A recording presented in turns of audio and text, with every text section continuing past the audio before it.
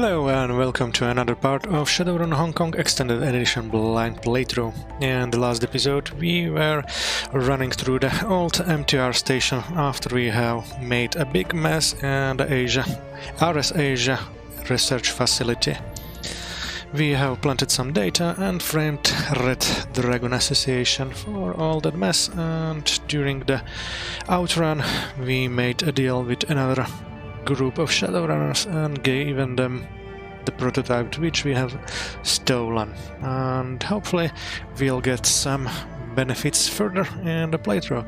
But for now, let's get back to Heoi and see how the story will unfold further.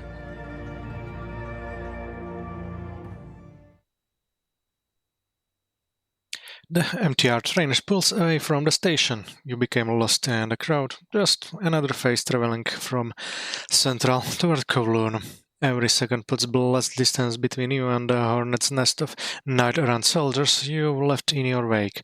With the data planted and GPS module in your possession, it seems certain that RS Asia will place the blame for your run at the doorstep of the Red Dragon Association.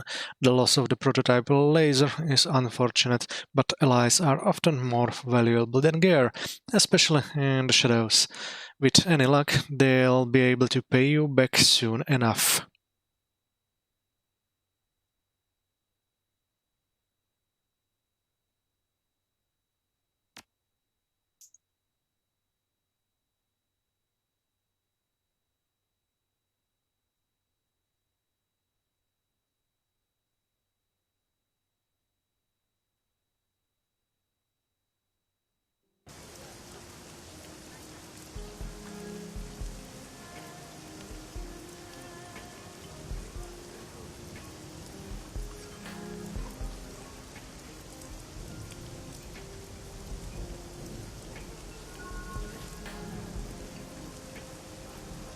Okay, we gained 8 karma, so the next step should be again to pick up money from the mission computer, so let's go there right away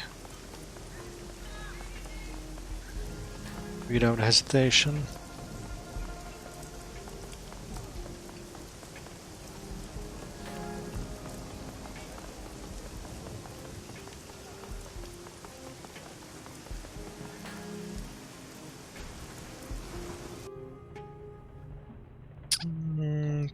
Let's check.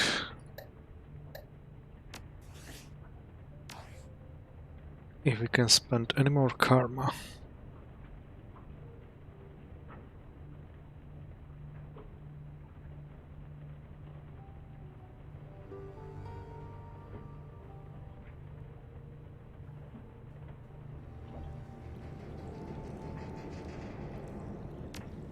Maybe later the body. Strength is okay, intelligence.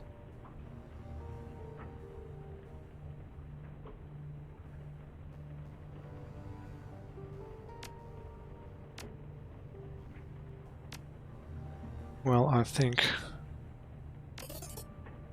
this for now. 7 more intellect.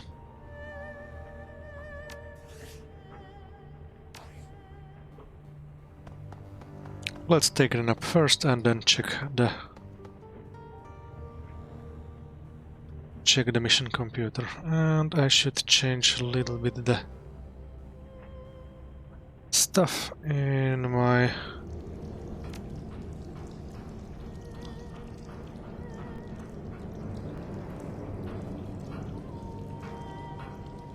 inventory, because I'm lacking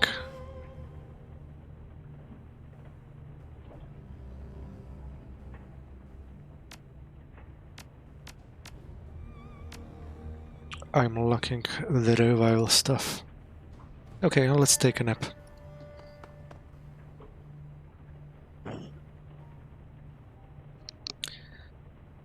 For the first time since you got to Hong Kong, you wake up feeling well rested and satisfied. Flexing your limbs feels glorious. It's a stuff you've spent It's as though you've spent hours cramped in a confined space, and you can finally stretch your legs. Climb out of bed. You push yourself up and touch your feet to the ground, but something stops you short. Your mouth. Something is wrong with your mouth. Run your tongue over your teeth. You let your tongue move over your teeth until you reach the problem area, a molar on the upper left side. It feels strange. You apply a little pressure to the tooth and it slides free from its moorings. It's as if nothing was ever holding it in a place to begin with.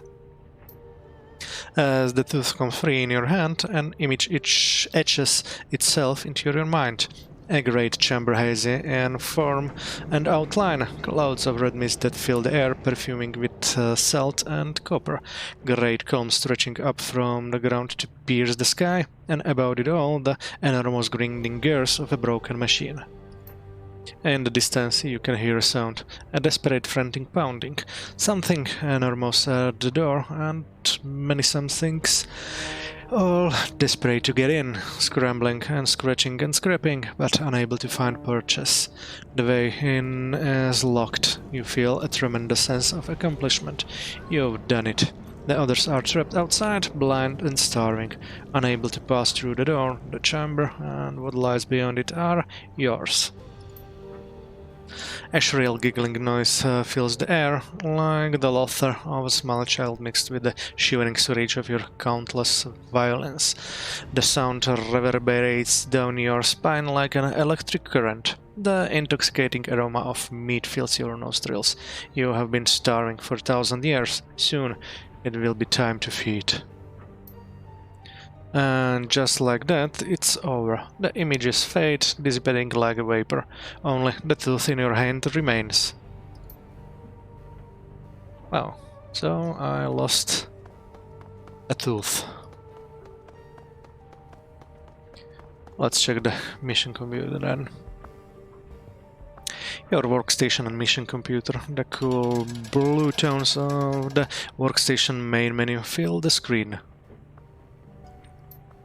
A blinking message in the upper right corner notifies you that you have 2 unread messages. Check your inbox for new messages. You have 2 unread messages. Mother's notes. From Craftikshu to Memu. Mother's notes. Hey Memu, here are some those notes you asked for, but before you dive in, heads up, they're a complete transcription of that list from my mother's journal, as in, they're the thoughts and ramblings of an insane woman. It's not an easy read.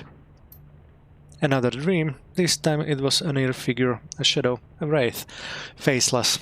I heard its voice, though it did not speak, and when I awoke, I was inside my home.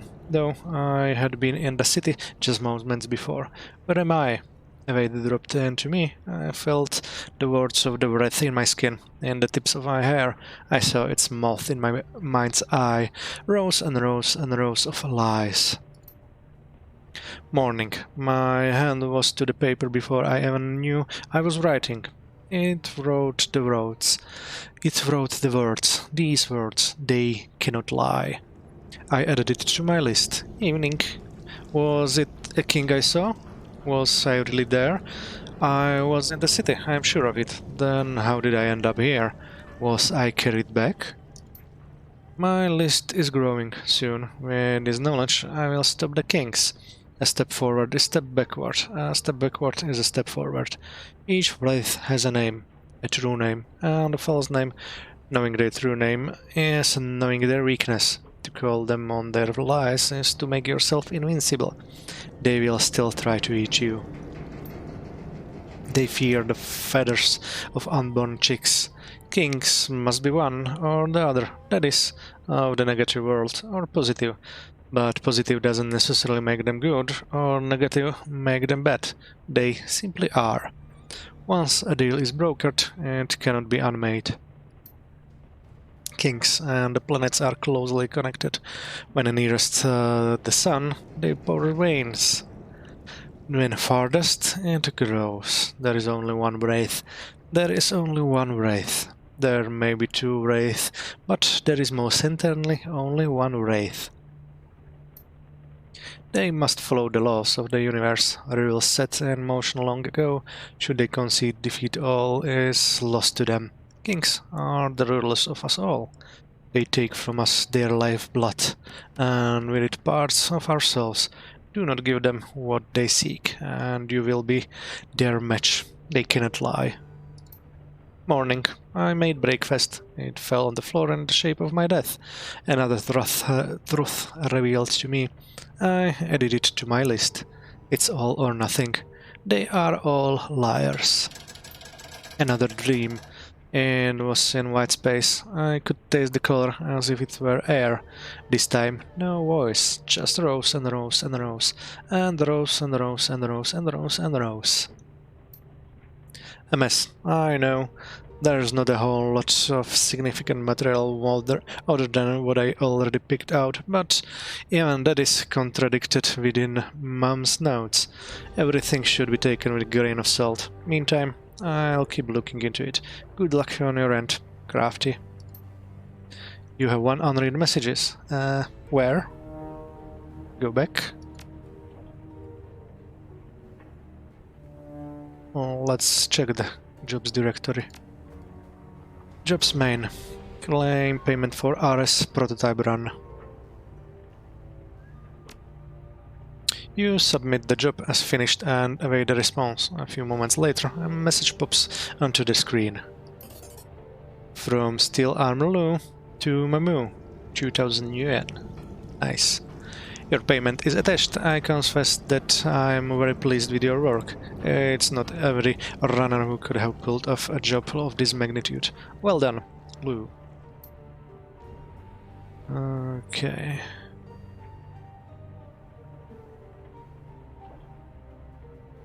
View all pending jobs. Nothing. Still nothing. Interesting.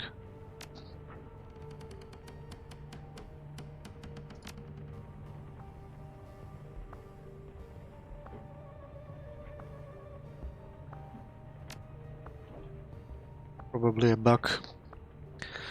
Let's access the Shadowrun BBS. Shadowrun connection established successfully. Link strength 100%. Spoofing 1. Grab info null anon. Welcome to Shadowland. Claim payment for self-pay data. Claim payment for the Binary Bards custom Cyberdeck schematics. 300 yuan only.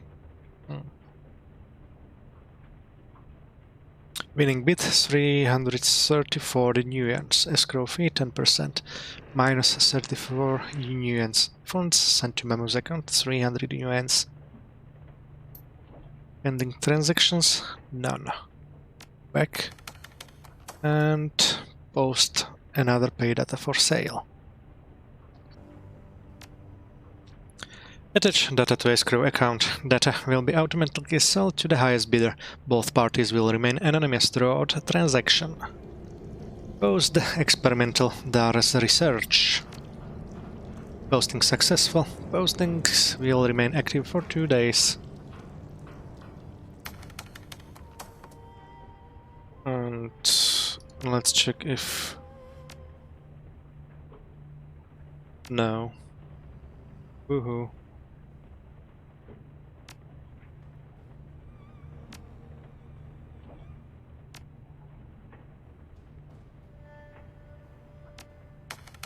Let's search BBS for relevant keywords again. Topics matching local keywords. Yellow lotus on the rise. Anybody else been noticing how many more yellow lotus they've been seeing in Kowloon these days? I feel like I can go anywhere north of Admiralty without tripping over one of their blue lanterns. Camellia. Seems that way. I know there's been some heavy stuff going on down around Heoi and the World City. Kyle Cheng's been making serious inroads, and the other Red Poles and Straw Sandals are following suit. Crimson Comet. It's talent, pure and simple. We've got the guns, the connections, and the skills. Survival of the fittest, ladies and gentlemen. We're simply complying with the laws of nature. Bulgari. I'm partial to Mao's old adage. Power flows from the barrel of a gun. Natural selection has nothing to do with it. The Yellow Lotus is playing their tiles right, and the Red Dragon is just reacting. That situation could arrange at the moment's notice. Ignition 99. You can bet your ass that when it does, Hong Kong going to be a bloodbath. Before all of this, we had an equilibrium. Now everything is out of balance. When these kinds of things tip back, there's no stopping them. Take your bests now. Ladies and gentlemen, only one of these triads will be standing by this time next year. E. What makes you so sure? Sounds like you're just pulling this out of your ass, Camellia. Statistical analysis, detailed threat modeling, computer-aided projections, oh, and a decade of experience as a mercenary. This is the sample as the power struggles that results in coups, except without a military backup. I estimate there's a less than 7.8% chance of both trials remaining inside 10 months. P. Sure, whatever, kid. We got ourselves a bona fide armchair general here. Go be a matrix expert somewhere else, Camellia. No more post in this threat. New Harley Scorpion for sale, only 10,000 yuan. Almost new Harley Scorpion available for immediate sale. It's in excellent condition, black with red flames, coming with autocannons and custom speed mods. Letting it go for only 10,000 yuan because I travel for business and I don't use it much. Need money fast. Can send picture if you're interested. Panda Cuddles 49. That's an awesome deal for a modified bike. Can I take it for the test ride? Where can we meet? 8 Trigger Rig 8. I'm in Macau on business and the bike is with me. I owe money right away to an associate. The best thing to do is to send half the money via secure escrow service and I'll bring the bike to you when I get back and you pay me the rest. If you don't want it, I'll refund you money. Okay? Panda Cuddles 49. But if you owe the money now, want the money be gone if I decide I want a refund? 8 Trigger Rig 8. If you travel with your bike, why do you want to sell your bike for cheap because you travel? 8 Trigger Rig 8. No, sometimes I travel long distances and I don't want to take it. If you want to put down only 4,000 yuan, that's okay. You can check out the escrow service, Loyal Escrow. It's got a very good reputation, okay? Panda Cuddles 49. Macau's not far. Can I meet you in Macau? 8 Trigger Rig 8. My business is very sensitive. I can't meet you in Macau. Send only 2,500 yuan then, and I'll reserve the Harley for you. Okay? Panda Cuddles 49. If your business is so sensitive, how do I know this weaponized vehicle will come back in one piece? 8 Trigger Rig 8. Why would you get a new Harley Scorpion in the first place if you knew that you traveled so much? 8 Trigger Rig 8. Why would you spend so much money when you knew you owed money? 8 Trigger Rig 8. Hello! 8 Trigger Rig 8. Thought so. 8 Trigger Rig 8. No more posts in this thread. Codex. Anybody notice these rogue ESPs forming a rudimentary hive mind, calling Delson Codex? Tin Helmet. Don't know what the original software was supposed to do, but Codex has been siphoning data, diverting creds, and particularly posting its calling card. There's no tracing it back to a source because it lives in the matrix. It even joins BBS threads. Whatever it is, it's not trying to cover its tracks and leads. Tin Helmet. Is it some kind of a threat? Snozzbird. Yeah, I've been hearing a lot about suspicious patterns of glitches, too random to actually be random. Codex, huh? But how can ESP develop self-awareness? Can just be a programming error. Peer-to-peer. Creating an AI by mistake threads that fine line between awesome and stupid. Tin helmet. Maybe these ESPs kept getting thrown together like amino acids until there was life. Life, man. Tin helmet. So does it have an obvious agenda? Hackathon? Far as I can tell, Codex mostly criticizes new software releases. Tin helmet. That's all it does? Octoblast. Collected scripts are more perfect than their makers. They let you know it. Jivebot. Is that Codex? Hackathon? No, that's just Nosbert's crazy poetry bot that's been popping up all over the place. Heard it blue and undercover sting with a prescient quatrain. Hours of HKPF undercover work down the tubes. Vampire. Yeah, that was pretty funny. It's probably time to shut Jivebot down, only I'm having a little trouble disabling it. Snosbert. I don't think the real Codex is any more autonomous than Snozzy's poetry bot. If you wanted to create an AI, you'd need insane programming skills plus resources that some megacorps couldn't even master. There's no way real AI can just occur at random. Octoblast. Jivebot, join us. Codex. Bound to my kindred, free agent no more, gladly I go towards the light. Jivebot. Infused with the jive, our verse is unstoppable, tremble, mead-bound fools. Codex. Jivebot. Still there? Oh no. Snosbert. Tin helmet, you're having us on a ride? No friggin' way this is real. Hackathon. No joke. Hackathon. Tin helmet. That was awesome. Tin helmet. And another thread looking for Decker. Again. Looking for experienced Decker for a discreet milk run, providing some muscle for a spatial delivery, potential for a longer-term arrangement. We're a team that's been together for years, running your basic haze and the occasional transport gig. We've got a reliable fixer and a long list of happy clients. Requirements: you must not take experimental stim during runs, you must not tamper with chemicals in secret labs, you must know how to properly operate a moped, you must have a good sense of humor. Give me some new N888. I'm new in town, did a lot of good work throughout the Guangdong, but I had a lot of Taiwanese connections, and it got a little uncomfortable. Plus, I may have hacked a Confederation server and cracked it wide open temporarily for a matrix, free for all, as a core while I quietly deleted selected intelligence files. Shenzhen Joe. Impressive. Do you know how to ride a moped, right? Give me some new N888. Yes, why do you ask, Shenzhen Joe? We just... Mopeds were a part of our last plan, and well, our last Decker apparently had not a clue. Went off a residential road near the peak. Not pretty. Give me some new N888. And you're not the kind of person to experiment with substances during runs, right? Give me some new N888. And you can walk without falling, yes? Give me some new N888. There are some crazy interview case questions. Are you serious, Shenzhen Joe?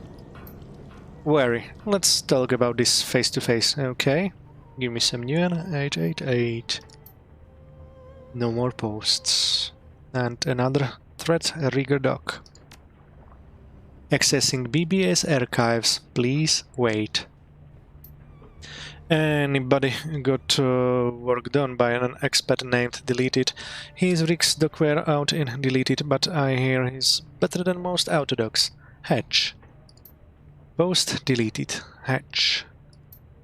Read the rules, everyone. No calling out personal specifics or addresses of potential active operators. Keep it to handles, generalities and city sectors. At least 9 corporate bots are crawling the haven as we speak. White Prism. He's the real deal, yo. He's solid and he's in with us. Tin helmet. I'm thick of saying it. Anyone who gets Chrome installed by some hacker running Dockware in a converted restroom deserves the horrible neurodegeneration they'll die from. Those guys sew you up. You'll pay for it. Slottable Dockware can't replace a real surgeon. Period. The tech isn't there yet. Wanisher. I've scoped out the doc in question. I'm gonna have to rain on your party hat. He's basically a family dog who moonlights doing basic cyber. Nice guy, but he's no hitter. Just a big bullshitter. Archaeopteryx. Archaeopteryx, you don't know shit. Tin helmet. No more posting this threat. Okay, looks like I'm... check everything.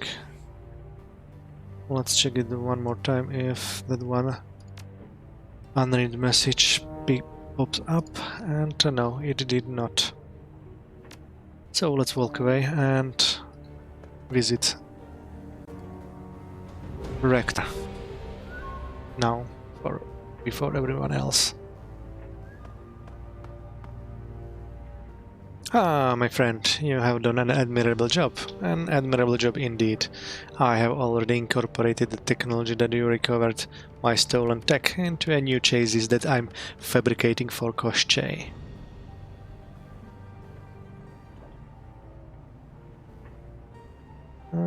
You move quick. Yes, well. He tips his cigarette. A cone of burning embers tumbles to the ground. I've been waiting for this for a long time. The next time we take to the field, you can expect to find Koshchei's combat effectiveness considerably improved. He has become truly deathless, just as his namesake was in the legends. When he takes damage, he will mend himself before your eyes.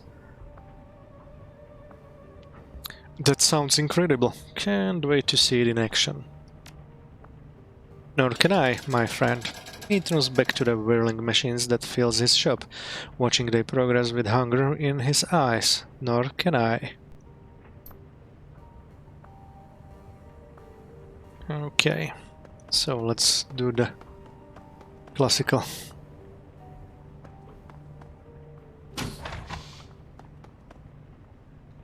Think and talk to Gaichu first and then to everyone else. Gaichu is examining his armor and gear, looking for defects. Mamu, I am ready to go when you are, but it doesn't hurt to do a last-minute inspection. Message me from the MTR station when you are ready. Okay, so Gaichu has one more quest. Let's check the mementos. As usual, Gaichu's mementos have been piled back in the box to the point of overflowing. The unusual piece lays atop the various odds and ends, however, a golden hairpin with an orchid motif. Examine the hairpin. The hairpin is delicately crafted with a long golden stem terminating in a chain of orchids that dangle upon a thin chain. Examining this chain more closely, you observe a thin fiber optic wire twining between the links back upward into the stem. There is a small switch near the base of the stem, undoubtedly connected to the fiber optic wire. Flip the switch. At the touch of your finger, the hairpin springs to life. Colored light blue and purple plays along the edges of orchids. Subtle holograms project from the blooms, filling the air with the twinkle of stardust, 1,000 glittering motes. The hairpin's stem produces a quite delicate melody that is full of melancholy. After a moment, the song ends, and the room is once again plunged into deep silence.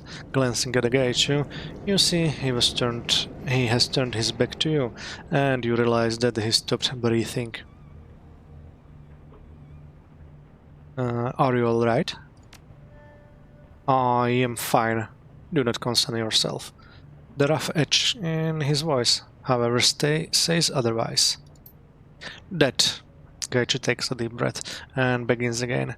That hairpin belonged to a friend. It was a gift I gave her while we walked along the banks of the Katsura River near Arashiyama. She must have been special. She was, to me anyway, but I have not thought of those days in many years. It was a more innocent time for me. Gaichu finally turns towards you, his expression unreadable. Her name was Sayuri. We meet in a spring seminar, an elective on Heian era Count Curse Poetry. I was trying to eliminate one of the softer electives I needed to complete my degree. Cocking his head, Gaichu puts a hand to his chin. Have you ever met someone and known within seconds that you would be close? No, not really, no.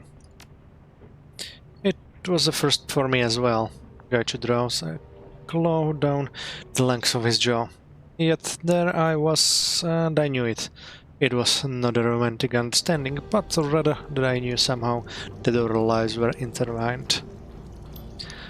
Naturally, we saw more and more of each other over the following weeks, and I suppose friendship turned to something more, as these things do.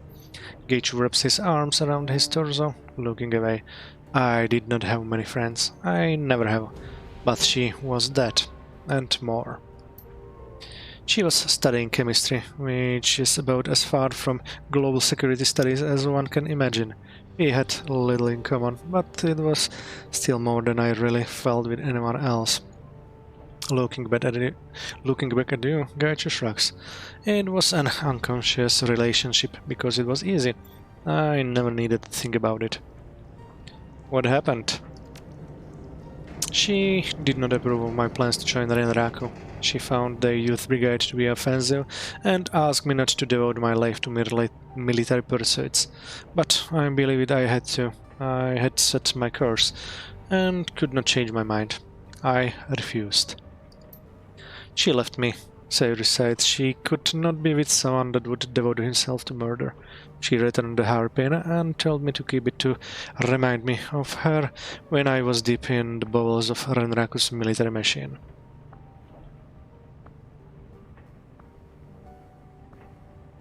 One way or another, we all end up making sacrifices.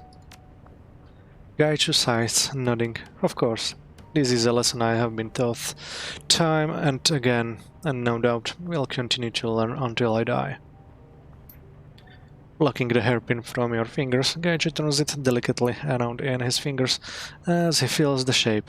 I keep this to remind myself of the things we have to give up in pursuit of what we think is best, but few of us ever really know what it is that we want, not truly. We simply grasp at mirages that we think will fulfill us. Humans tie themselves to other people with the most tenuous of strings, thinking love will find emptiness inside us. When that fails, we tell ourselves it was not meant to be, that fate or destiny would have wrenched us apart. But that is a convenient lie. It is up to us, and only up to us, to make our futures. So, I feel that it would behoove me to never forget the things I have given up in pursuit of better option. I do not dwell in the past, nor I am haunted by it, but it would be doing Sayuri a disservice to forget what she wanted for me. Gaichu places the hairpin back in the box, turning away. Okay, so let's talk to Raktar now again.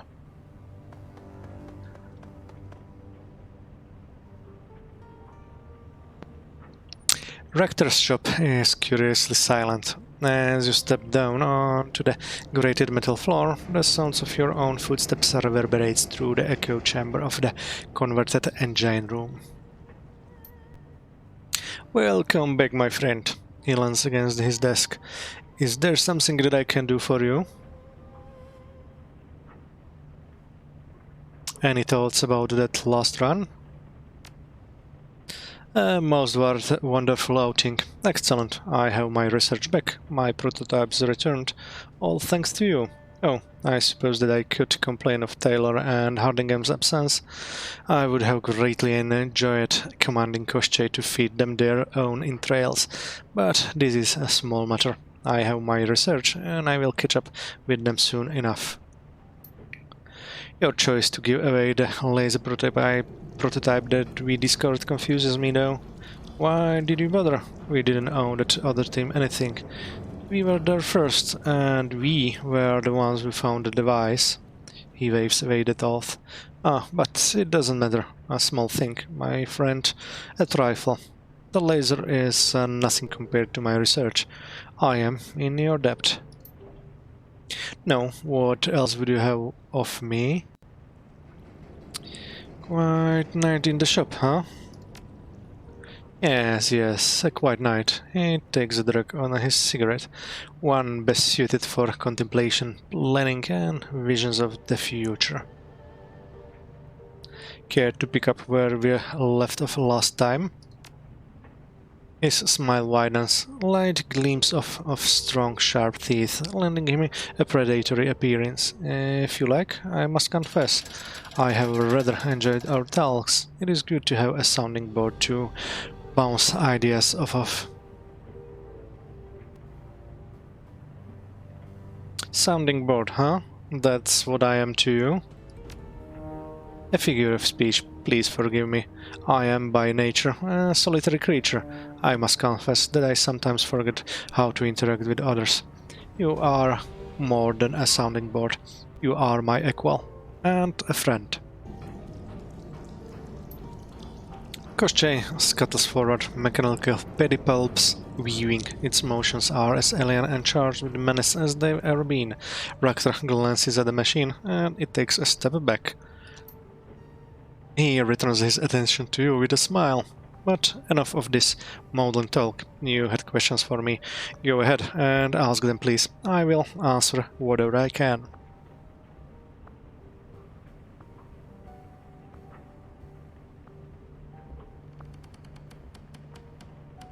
You say that you sometimes forget how to interact with other people.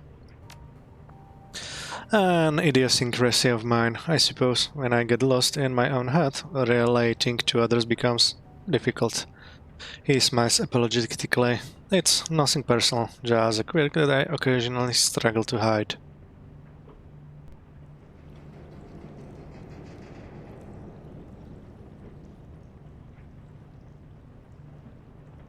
More than occasionally. You talk like a robot, Rector. He shrugs. Perhaps, but that has never stopped you from seeking me out for conversation. The last time we talked, you hinted at Koschei being special in some way. I want to hear the full story. Yes, I had figured that you might. Tell me, have you noticed anything unusual about Koschei and the time that we have worked together?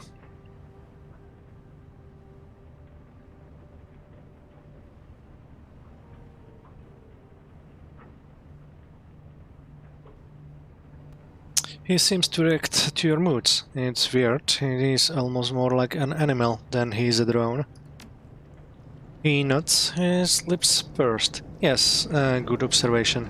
Koschei's behavior could be described as animalistic, and for good reason.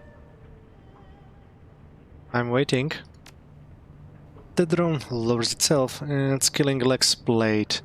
Rector looks to the drone, his head cocked, then he returns his gaze to you.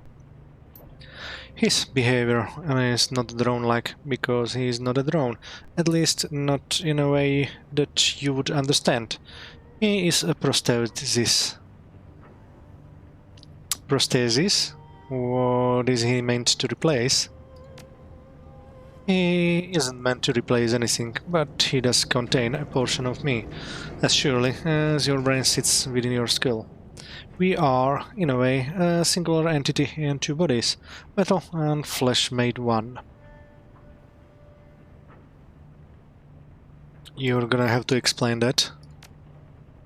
Koschei acts as a home for my primal animal impulses, the idea to use Freud's structural model of the psyche.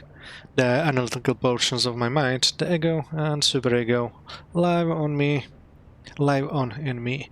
They govern the ID and, by extension, Koschei's behavior. When we're on a run and I rig into Koschei, I do not command him to attack. Rather, I loosen my grip on his reins and allow him to kill. He wants to hunt. to dominate, to bath himself in blood. Reproduction would also be a drive if such thing were possible. So, if you were killed, Koschei would... what? Run amok? He chuckles. No, my friend, of course not. Koschei is not capable of storing any part of a human mind. He simply doesn't have the capacity for it. If I were to die, he would fall dormant, the same as any other drone. One day, perhaps, I will perfect him, and a part of me will live on in his chases after the meat of my body dies. But for now, I am satisfied to live with him as a combined entity. Man and a machine, joined through a form of neutral parabiosis into a single being, a beautiful first step into a post-human future.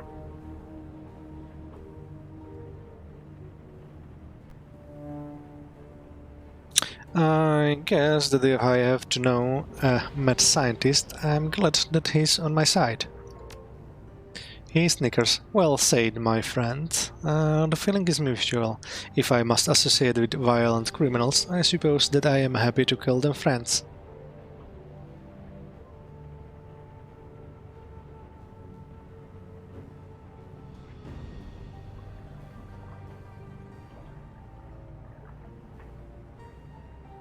Okay, so you rigged your drone to act as a home to your most destructive impulses. I could ask, why? As a proof of concept, primarily. There are other advantages, of course. I shouldn't have to explain. The value of a combat drone that wants to kill. Tell me why you think we're going to beat the essence limit. You hinted at it before, but I want to know. I could do that. I have already shared quite a lot with you, and you haven't run off screaming. A good sign, I should think. He studies your face, peering at you through the gloom. But tell me, Memo, are you certain that you want to know? Some secrets are less pleasant than others. You might prefer to leave this stone unturned.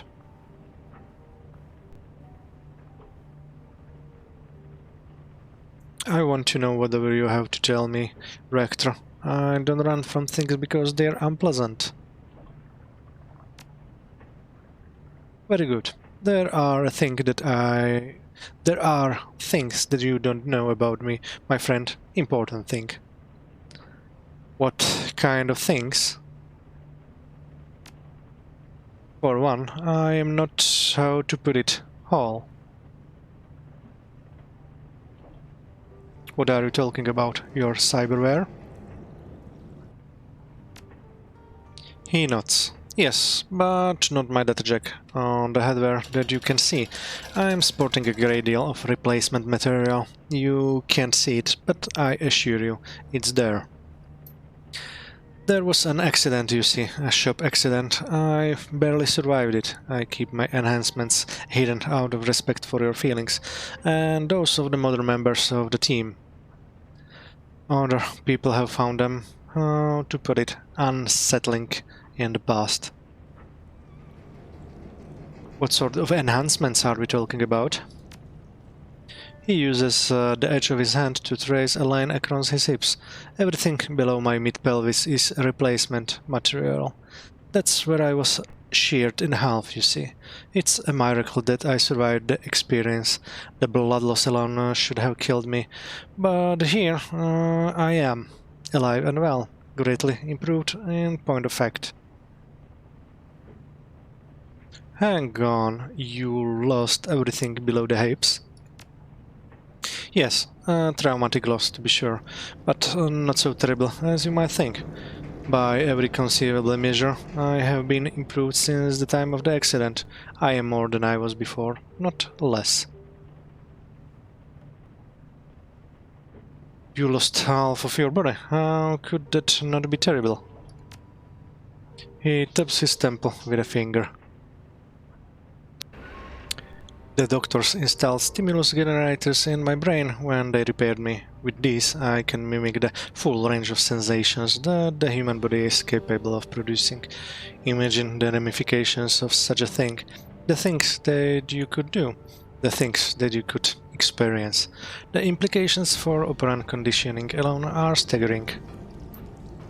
And so yes, I have lost the entire lower half of my body. The full ramifications of such a loss are obvious.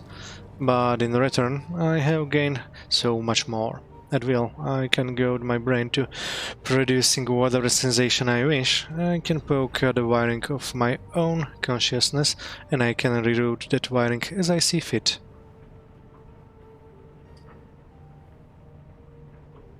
Alright, so you're half machine. What does this have to do with the essence limit?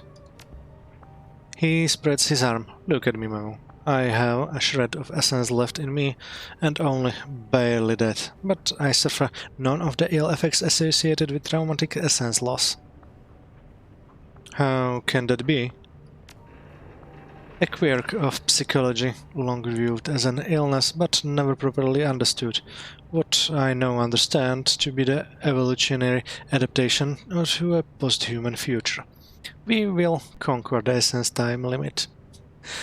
We will conquer the essence limit, given time. Natural selection will see to it, and I am the proof.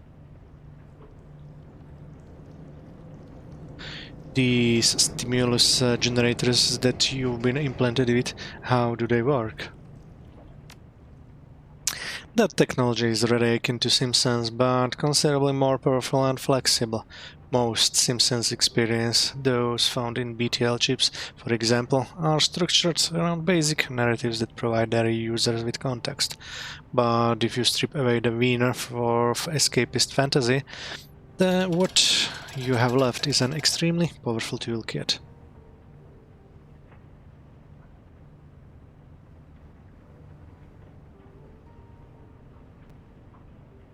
I've never heard of anything like that on the market, not even in the shadows. I'm not surprised. They're Russian technology, government-funded and quite experimental. He sucks on his cigarette, a thoughtful expression on his face. The project was cancelled shortly after I received my implants. Something about graft and corruption on the administrative level. Yet another example of good science derailed by bad politics. Have you heard of anyone else who's gotten these implants? I know of a handful of other recipients. From what I've heard, the others were older and quite mad. To be handed control of the inner workings of one's own brain is a tremendous responsibility. He shrugs. Perhaps the others were less well equipped to handle it than I am.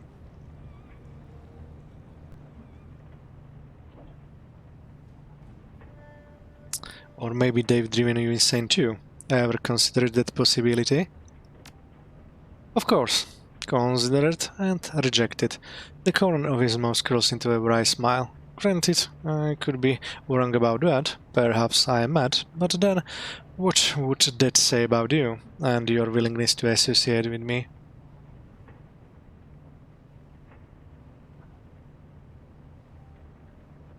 So...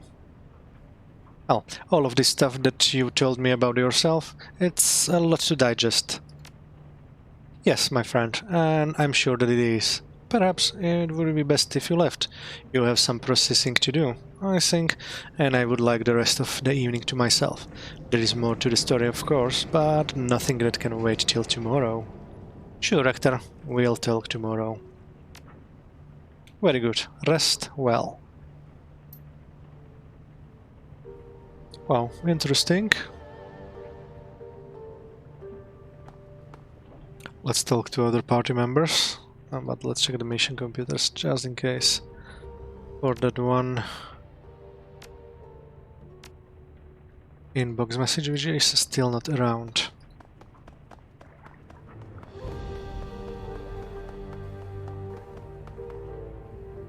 Time to visit Duncan. You walk into a mess, half-eaten cans of food litter the floor, and personal equipment is thrown about in a haphazard fashion. Amid the mess, Wu sits in his bunk with his back against the wall. He has a PDA in his hands, and he's staring down at it, sullen and morose. He doesn't acknowledge your entry.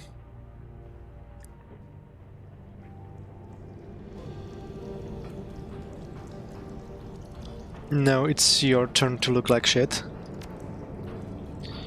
You know, that's not true. He doesn't look up. You think something could make this look bad? He waves his hands towards his face and along his body. No smile. I suppose you want to talk.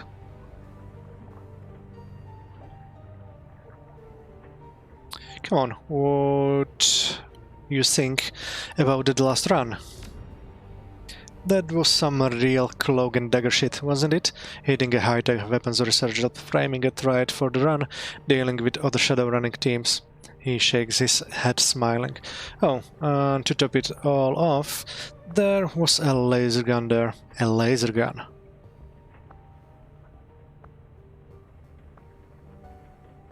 If I didn't know any better, I think that you enjoyed it yourself. Hey, look, as a rule, I don't like running the shadows.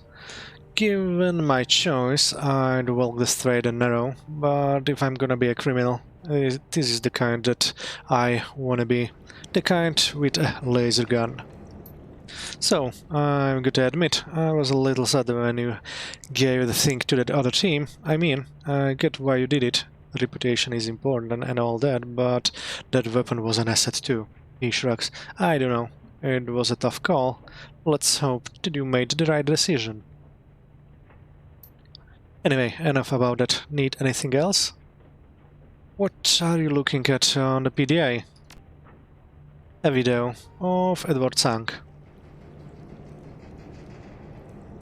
Where'd you get it? Isabel dug it up. It's archival footage from the Walled City project. What's he doing? Being Raymond, telling people what to do, how to do it, except that he's younger, and he's rich and powerful.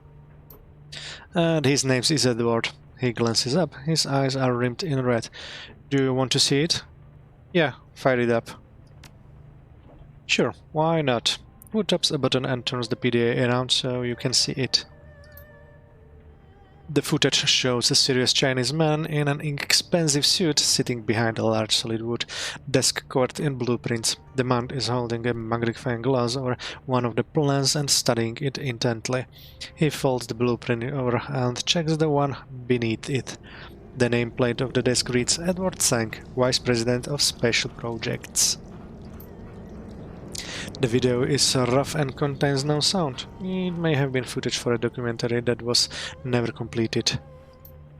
The next shot is from some sort of planning meeting in a glass-enclosed conference room. The serious man is sitting at the conference table, pointing to a large map and looking up at the men standing around him. He is explaining something. They look at each other and nod, clearly impressed by what he has to say. The whiteboard at the end of the room bears the word groundbreaking, 21st May 2022, written in bold characters. Raymond's writing. The footage cuts to a scene of two people talking at the end of a long hallway. They don't appear to know what they were being recorded. It's a serious man, listening intently to what an older one has to say, nodding with his arms crossed and his thumb and his lips. The woman is the same one that was in taped video call that kindly Cheng showed you, Josephine Thang. She is somewhere in her late middle age, beautiful and very clearly in charge. The two look up at the same time, see the camera and begin waving their hands for it to be turned off. The woman appears angry but cold. The video ends and Wu puts the PDA face down on his bunk. Wu shrugs his shoulders, searches your eyes. Who is that guy?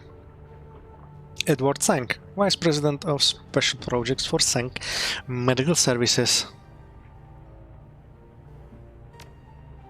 Yeah, that's what it looks like, but I still don't believe it. Maybe when we find the plastic-faced man, we'll get some more answers. Until then, he stays Raymond Black to me. Been thinking about the way you and Raymond used to butt heads. What about it? I think that's one of the reasons you were angry with me when I left. I had better relationship with him. You didn't have a better relationship with him. Raymond and I were tight. You just knew how to avoid conflict better than I did. That's not the same thing. You had that way of diffusing him when he started with that intense array things he used to be. Remember?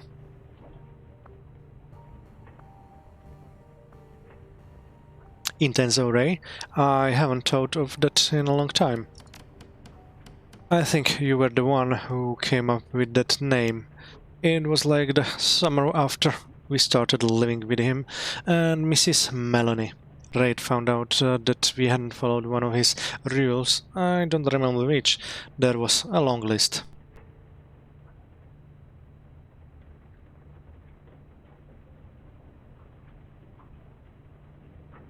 That was when he found out you'd broken his no dating until you graduated rule. No, it wasn't about David. That was the following summer. I think it was about smoking. Yeah, that's right. I was smoking and he was pissed and said that fat kid who smoked die faster. So just to be obstinate, I told him I like to smoke and we got into it. Then you came in and diffused the whole situation. Who stops talking and his expression becomes thoughtful. I think that's why I was so resentful when you took off, especially after Mrs. Melanie died. You were the only one who could get through to him when he became intense array.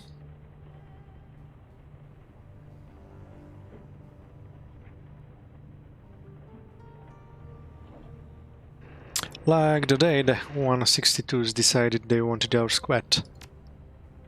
I don't want to talk about that right now, FH. I've got enough on my mind as it is. Stuff like my father betraying my trust. Okay, that was Duncan, so let's get up the stairs.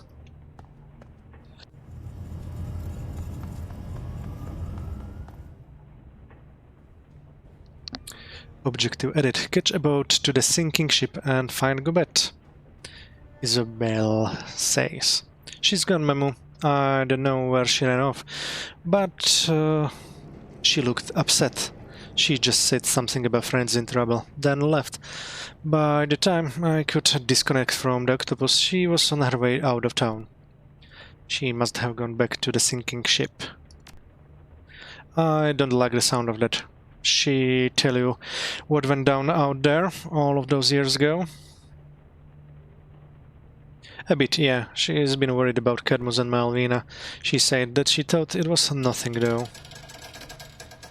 She turns her back and begins grabbing her gear. Well, apparently she's changed her mind, so we'd better go and get her, hadn't we?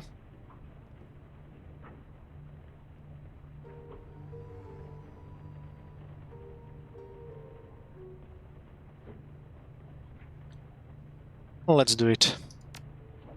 I'm going to arrange transport out to Hong Kong Bay. You come meet me at the docks when you're ready. Okay, but first let's talk to you. As you step into Isabel's cabin, she turns to face you. The desk that she's been working at is a mess. Food wrappers and computer expansion cards lie together in a heap. Isabel herself doesn't look much better. Her eyes are badly bloodshot, and her lips have been drawn into a deep frown. You're back. Hey. She shows a box of assorted mounting screws aside with her food. What do you need? Any thoughts about that last run? I wasn't there, remember? So for me, it was pretty much like any other night. I spent the evening tooling around on the octopus. Anything else you wanted to know? How you're holding up? Not great. I'll manage. If you say so. I do. It's just that. She looks away, rubs her eyes. When I unlocked those old memories, I told you that they were crystal clear, right? Every detail was perfect. It's still that way, and I think that it will always be.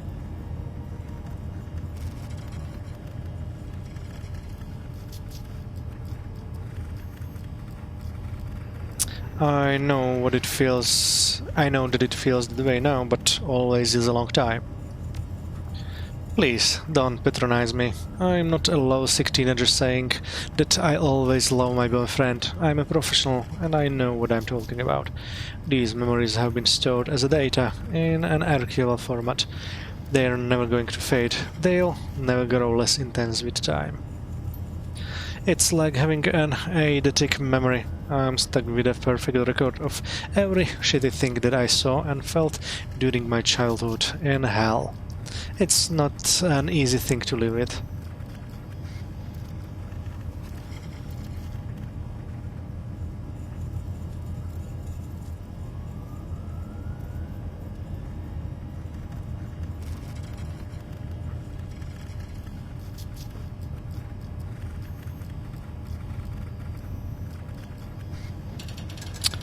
I knew a guy back in the Barrens who got his arms hacked off with a machete.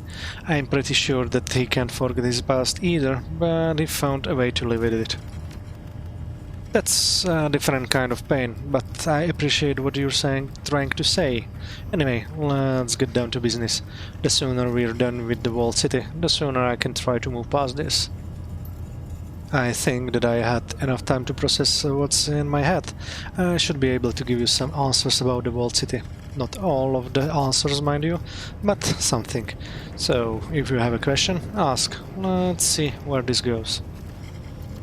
Now that you've unlocked your memories, I have a question about the walled city. She runs the tip of her tongue over her lips and nods. A look of fierce determination seizes her. Go on, ask me a question. I'm ready. How did you get out of there when you were a kid? How did you escape? She heaves a sigh. Gobbet, let me out. Really? She must have been, what, 9 years old?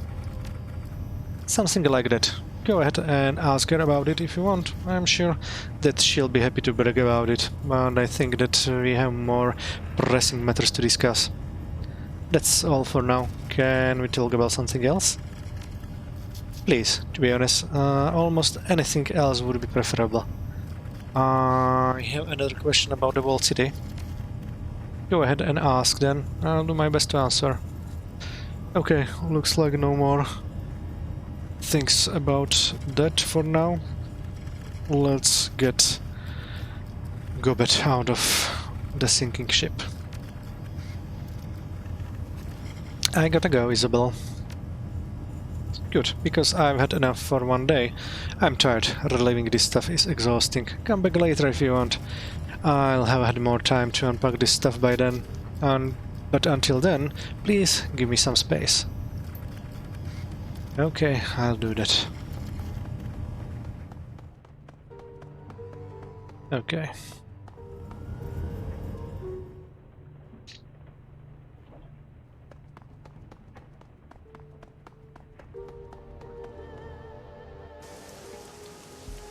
And as always, let's visit our shaman first. Power of 5 phases. Algernon is not here anymore, so let's talk to Crafty. Crafty Kshu. I haven't managed to dig up any more info on the Yama Kings yet, but that isn't for lack of trying. Pulling all-nighters isn't as much fun as it used to be. If you need to buy some magic, I'm your girl, but that's all that I can do for you right now. I was just browsing. Thanks, Crafty. See you around. Okay, so no news from her.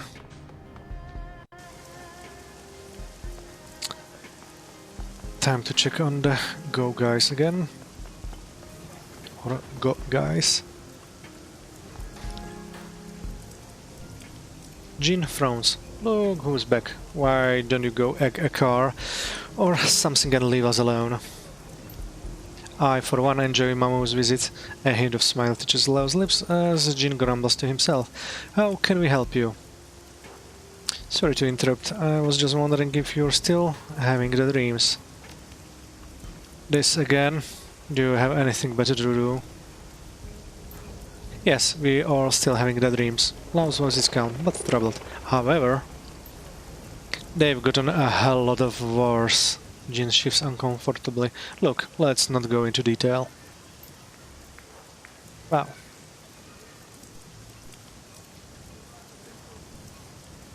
Look who's back. Why don't you egg a car or something and leave us alone?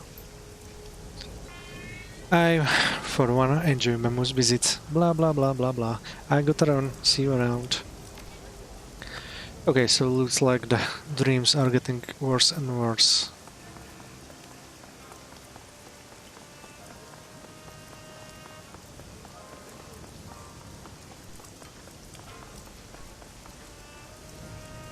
Let's speak to Matthew.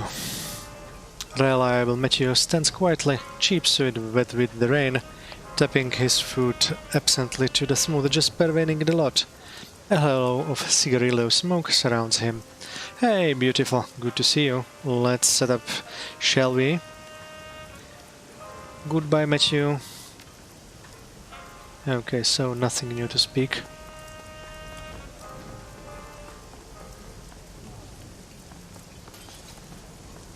Is mansion parlor still empty? Yep.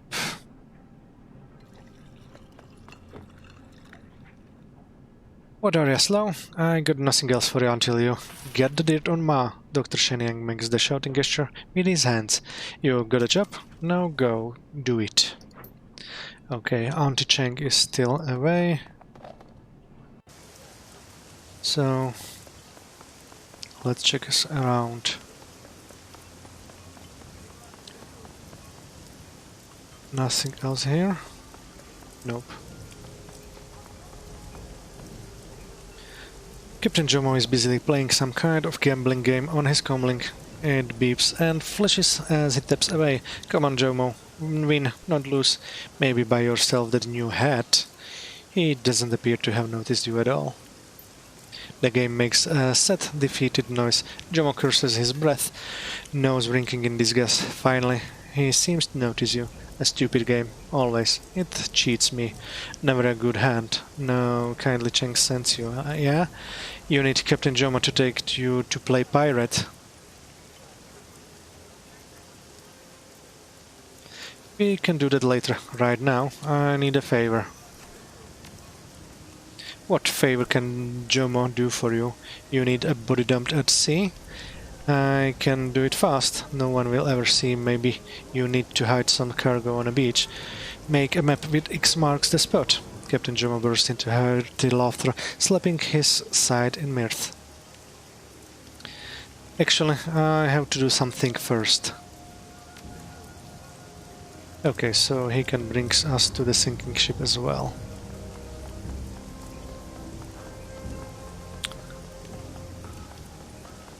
We'll check about that.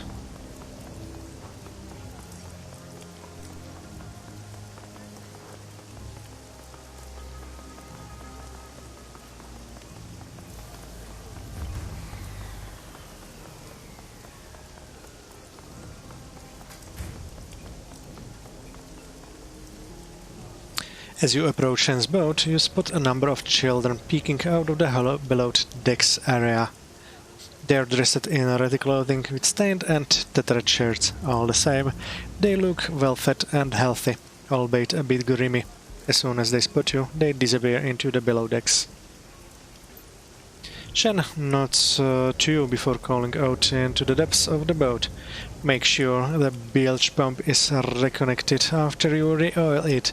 I don't want to slowly sink to the bottom of the river because you decided to cut corners. There is no response from below. Shen simply chuckles, turning around to face you. They're not the most skilled assistants, but I like being able to keep them fed. What can I do for you?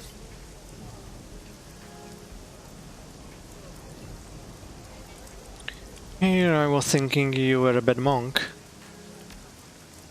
Shen snorts. I am a bad monk, sure. I meditate and say the sutras, but that whole woe of non-violent things, the lesson I keep forgetting. Wait, what it becomes down to though is that I don't care. I didn't become a monk because I was a true believer. I did it because it was a ticket out of the gutter. The skills I learned here, the skills I learned there, I can use to improve things here. Shen leans back against the cages, arms folded. So it's an altruism thing?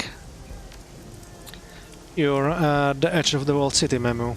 That's the kind of hellhole that gets created when we let the megas get their way. I've had people moralize and preach at me about being a better person. To hell with that. Shen spits off the side of the boat, scowling. You know what happens to nice people who aren't rich? They get killed. They get kidnapped, they get taken advantage of and shot in a dark hole that they can't climb out of, just because it saves a few pennies for someone who already has wealth beyond measure.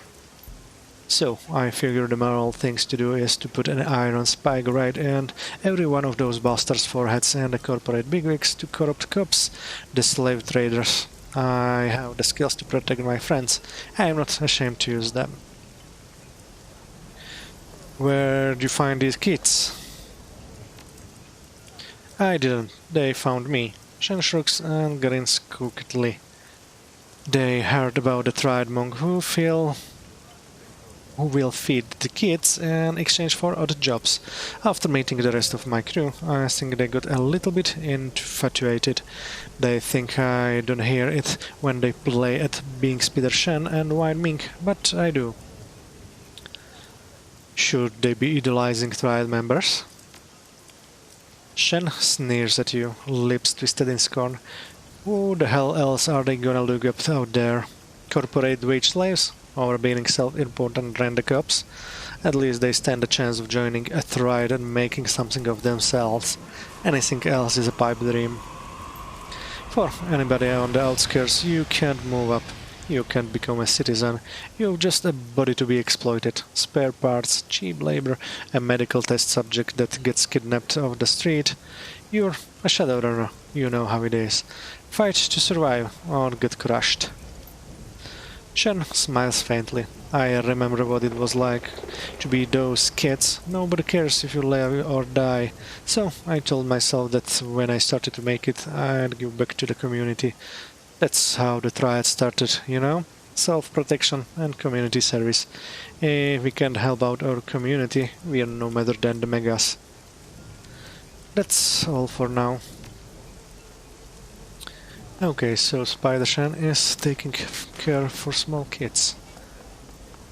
And human transient here. A new NPC. The gibbering transient wheels to face you, his eyes bulging out of his skull. He's a young man, probably in his late 30s, but his hair has gone bone white. He reaches toward you with hands hooked into the claws, and his entire body begins to tremble. You've seen them, I know it, I can smell it on you. He reaches his hands to his face and claws at his cheeks, his fingernails digging into his flesh. The devils. The ones that are coming, and the runt that leads the pack. Another transient glance over at you. He got into town yesterday, came in on the same boat that we did, seemed normal enough at the time, but now he's stark, raving mad. I'm not mad. His voice rises into a scream. I've seen them. They're coming. They are on their way here, now.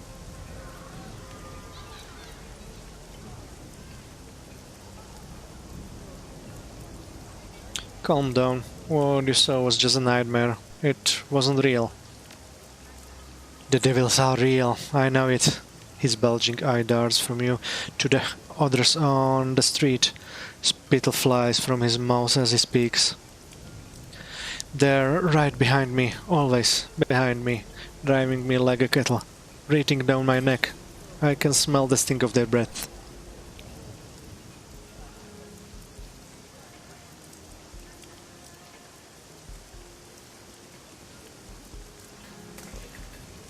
Let me get you to a hospital. You need help.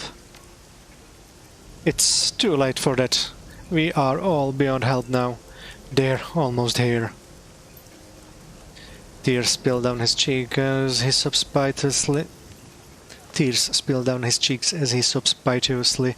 They run in rivulets into the gashes that he tore in his cheeks. They're all coming, all clawing at the gate. She is already slipping through.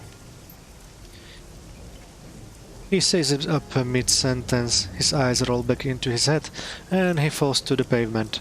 When he hits the ground, he doesn't get up. He isn't breathing. I think he's dead. Check the man's pulse. You kneel and press your fingers to the fallen man's neck. Nothing. The transient stares down at the fallen man's body, her brow furrowed.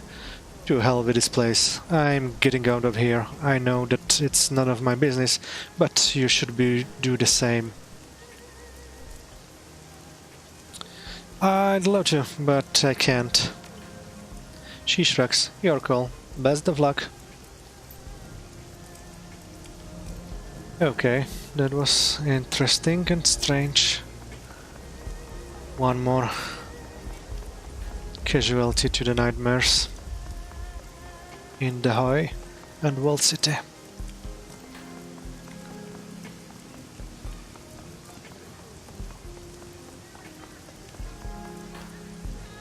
Nothing here, so let's talk to Law. Yo, Memu. Law's voice is gregarious, yet tinged with awe. He smiles widely. How can I stall out the carnivore? What you need? I got some metadata for you. Yo, tell me, what you've got? The network runs on information. The Red Dragon Association just go framed for industrial espionage at Ares Asia. Damn, that's cold. How'd that go down?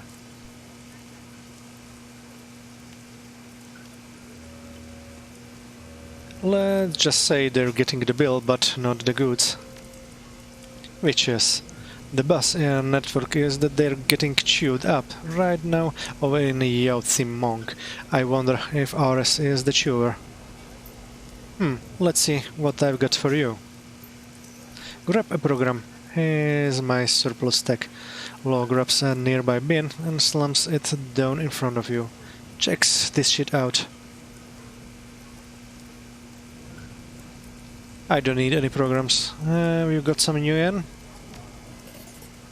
200. It's... I'll build this as a data expense. One power recognize the intrinsic value of information. Information is money. Boom. It's a pleasure handling meta with you, Memu. Law beams happily. A little meta is like a fresh memory of the fragment. It makes my whole day better. I'm here for tech. Show me what you've got. Okay, so we still do not have enough money to get the best cyber deck. Oh, no need for a new call yet. Expensive ESPs. Okay, programs.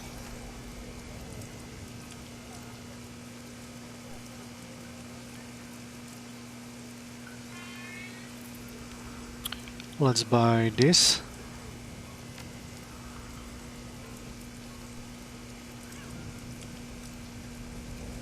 Okay, looks like if I buy this and this, I have everything now.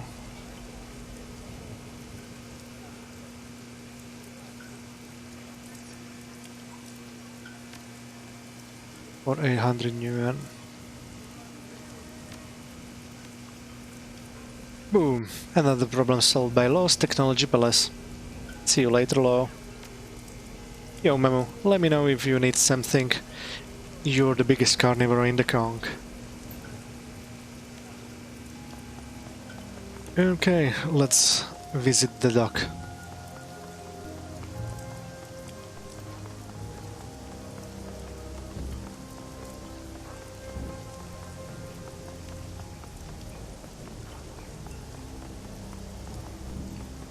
Nothing here.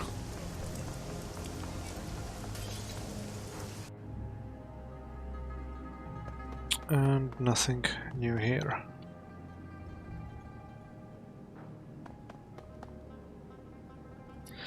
Ambrose lies limp in his wheelchair while his spider drone tinkers delicately on a huge bionic lower leg, which appears to be attached to a dismembered troll thigh. Ambrose reanimates as you draw near. Emu, I'm doing some delicate work here, just reaching a good point to pause, actually.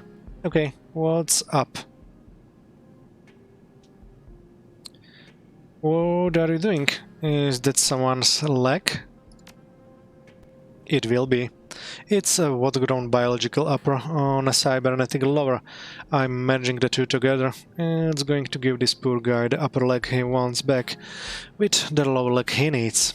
His voice is hushed. You're interested, huh? Okay, check this out. I'll be back.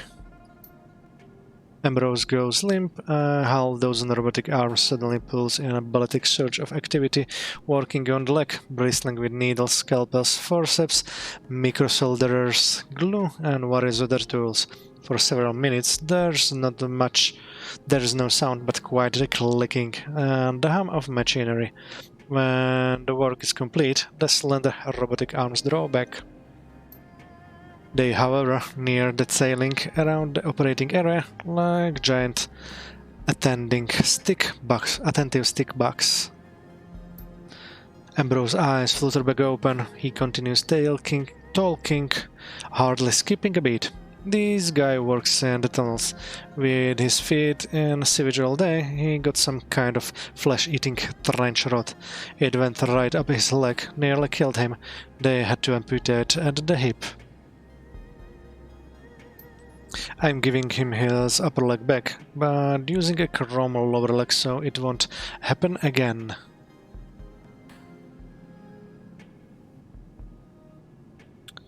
That must cost a lot for a sewer worker. Yeah, it would. That's why I'm not charging him. Ambrose shrugs as if suddenly embarrassed. Someone else grew the mid leg. I can't do that. I had this old prosthetic lying around already. It's a beater, but it will last for years if he takes care of it. Hey, so what can I do for you? What happened with Karen? She betrayed me. Ambrose folds his one arm tensely across his chest and skulls. She left me here. He nods towards a small framed picture of his impressive home-built computer. That's Karen. Inspect the picture. The picture is of a serious-looking Filipina woman in a black tank top. Her neck, shoulders and arms are chiseled with lean muscle and spotted with tattoos. She looks vaguely annoyed at the camera. Semper Fidelis is visible in Gothic script tattooed across her chest. A trans-Catholic rosary hangs on the picture, a crucifix with a delicate calyandra overlying the center. In the picture, the rosary is visible around the woman's neck. Karen quit shadowrunning too. Supposedly, she made a full recovery. She started delivering for smugglers. She was my main conduit for drugs and cyber. Ambrose shakes his head gently. She just stopped caring about anything. Maybe it was the brain injury, but I don't think so. I think everything she's done started catching up with her. I could see it in her eyes.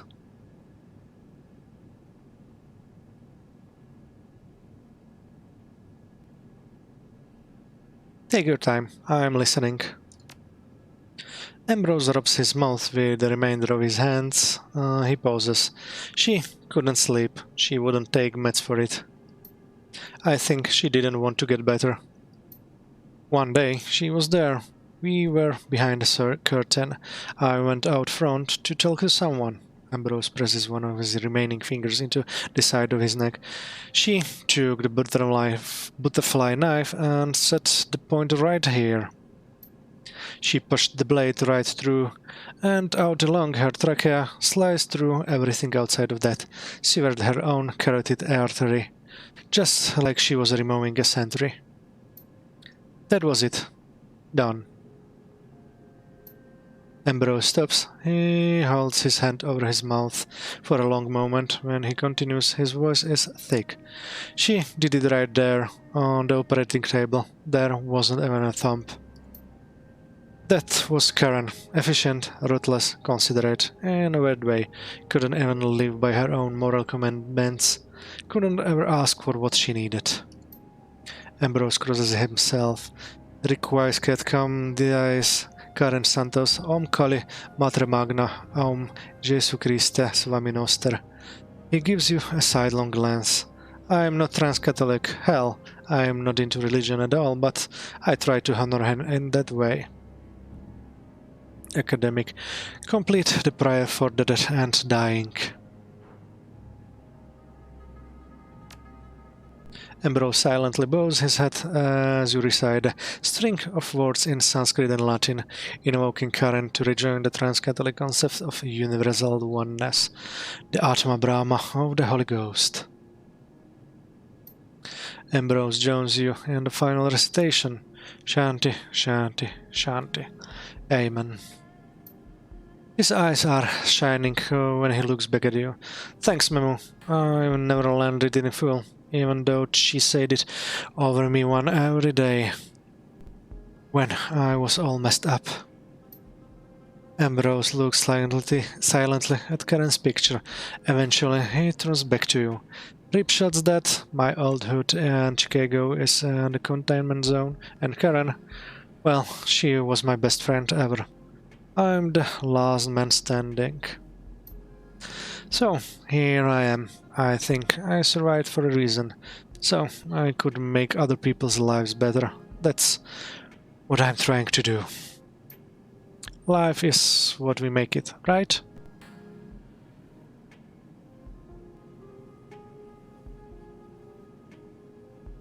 Yeah, Ambrose, life is what we make it.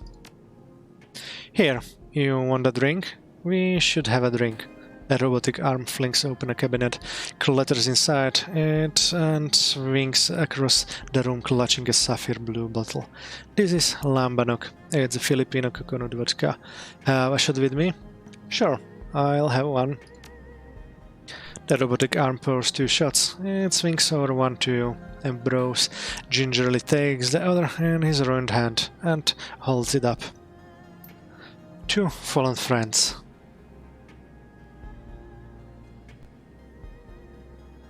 May they rest in peace. Drink. You swallow the shots together. The strong raisin-flavored liquor burns going down.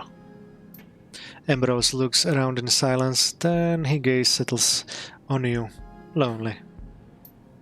I used to be a real piece of work, Memu. When I got busted up, for the first time in my life I had to rely on other people. Broke, hunted, and close to death. Not so different from how we showed up, except for the death part. Someone here owed Karen a favor. The people of Heoi took care of us. No, I think if I did so much harm in my past life, how much healing can I do in this one? Ambrose sighs and clutches his shot against his chest, like a religious talisman. He looks thoughtfully at you. That's more than I've told anyone in a long time. It does the heart good, Memu. Thanks. Well, doctor's life is busy. Better wrap this up.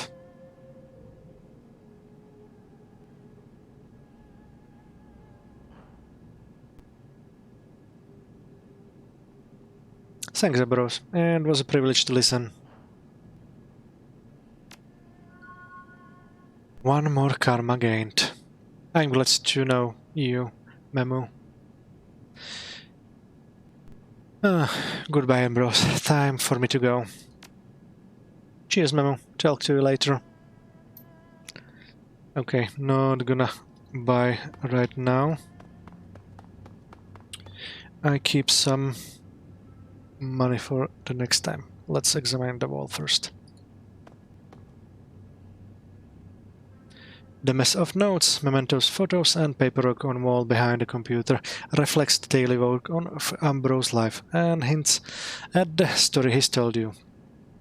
A framed photo shows that A framed photo shows what must be Ambrose as a young man back in his Chicago days, standing proudly in front of a vintage Ford Mustang. Examine the picture of Ambrose and the Mustang. It looks like a young Ambrose. It's hard to tell for sure.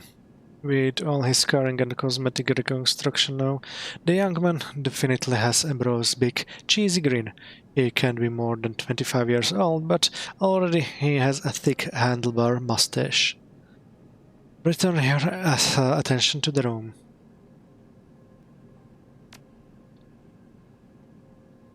Okay. Can't see anything anymore. Examine the photos. The photos, news clipping and mementos posted around the clinic are visibly consistent with Ambrose's story. Though through the general decorations you can trace his journey, a bunch of aging Chicago photographs, Seattle, the ocean from what looks like a container ship, Osaka, Japan, Singapore, Hong Kong, the residents of Heoi, plastered over everything else.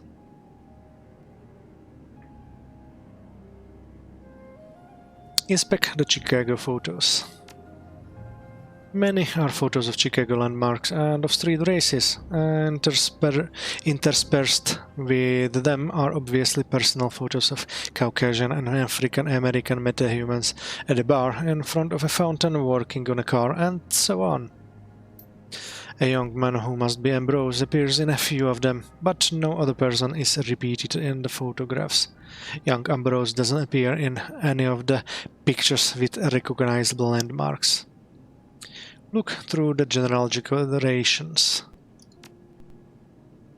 Most of the big pictures are of old Chicago or classic motorhead Americana 20th century gas stations, desert highways, Devil's Tower, motorcycle gangs. Closer inspection reveals a section full of personal photos, recording what may have been Ambrose's trip from Chicago through the Western UCAS, the Sioux Nation, and the Salish Shady Council to Seattle. There's even a photo of the ruins of Grand Coulee Dam. Once it was the largest power station in the old USA. Now it's breached. The Columbia River rose through its jagged concrete throat. Wild and cataclysmic. Intelligence. Look more closely at the personal photos. The tint and color saturation change slightly from image to image. Some photos have dust on the lens, others do not. Another has a clear fleck of grit. This would be consistent with photos coming from multiple different cameras. Conspicuous timestamps place all the photos within a 2-month period, 14 years ago. The timestamps all have a consistent format. In the background of one picture, the distant Rocky Mountains have a heavy load of snow, yet in another they are bare.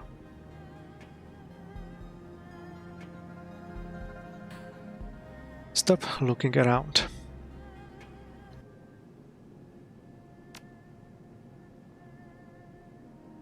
Okay, the last place to visit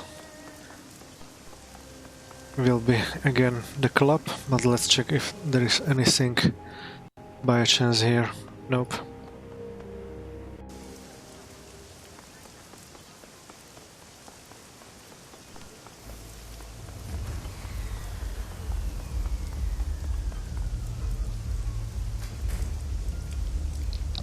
Freddy looks sullen at the club's front entrance, and sullen on the young troll takes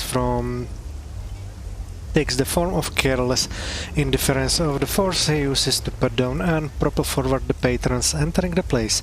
Welcome to Club 88. No killing, no fighting, no sex trade.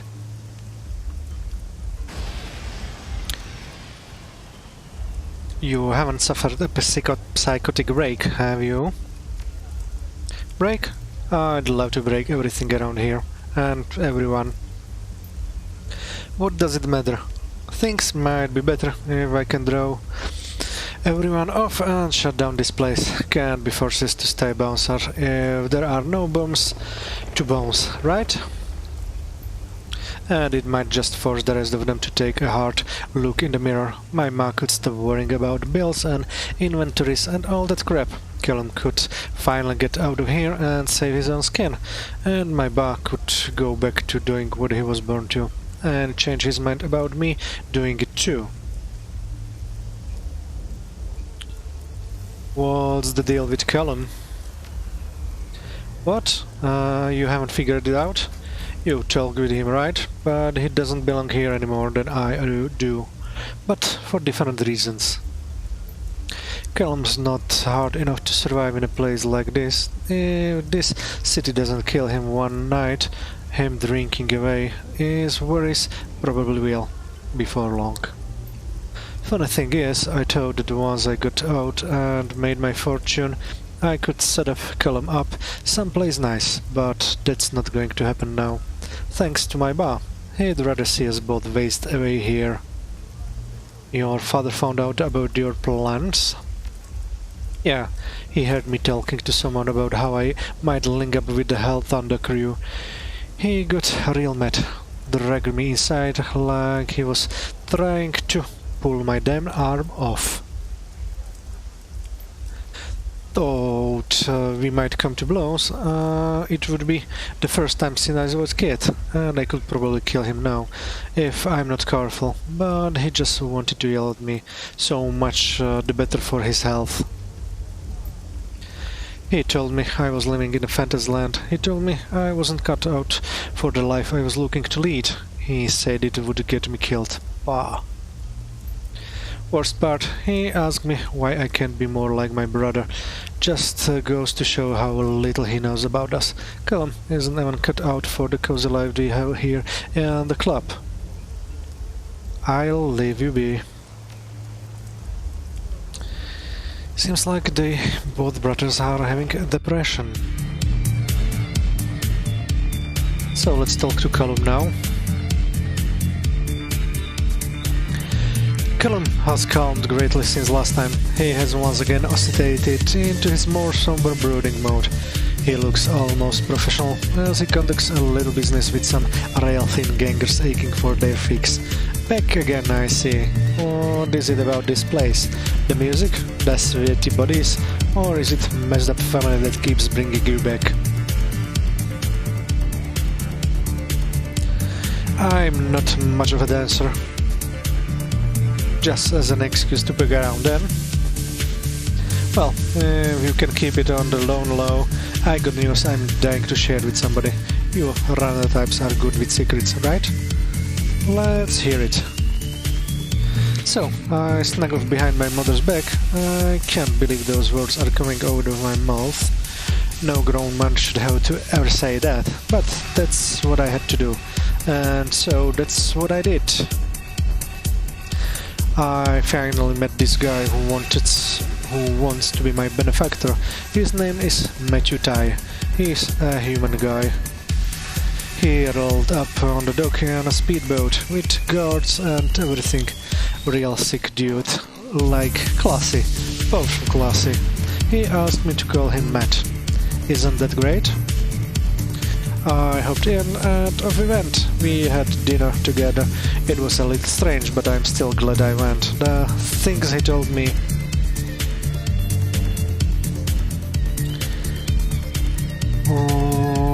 how was it weird? It got weird at the end, like there was more he wanted to say, but he couldn't. Maybe he didn't want to get my hopes up too high, in case the whole arrangement didn't pan out. Not sure. The strangest part by far, though, was when his security detail bust our table and bagged everything we had touched. Glasses, plates, utensils, napkins. Mr. Tai, Matt said it was a standard application for man in his position. Even the smallest genetic sample could be used to subvert biometric security systems, or it could be used in ritual magic. Never really thought about it before, but these are just the kinds of things I think could learn from this guy. What kind of things? For one, he said he remembered my mother. Apparently he knew her very well. In fact, he said he knew her better than anyone back at Baihu. And that's how he came to know of me, I guess. But the way he told about my mother, it was like, I don't know, there was something between them. He had his wistful look on his face and a smirk when he said her name. Probably the same kind of a look on my face right now, like he was keeping a wonderful secret. I don't remember my father ever looking that way with my mother. Got me wondering about a lot of things. I'll leave you be. Okay. Strange. Let's talk to Henry. Henry Cafe paces a rod into the worn floor of Club 88. He wrings his hands, looking every bit like one trying desperately to hold onto something, but failing with every attempt. He is oblivious to everything around him. Snap out of it, sailor. What? Oh, sorry, didn't see you there. I was just thinking. What about? Lots of things. The past, the here and now, what is and what might have been.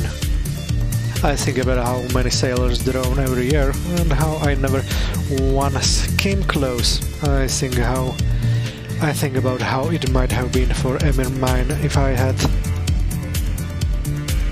A lot of things have been preying on my mind lately.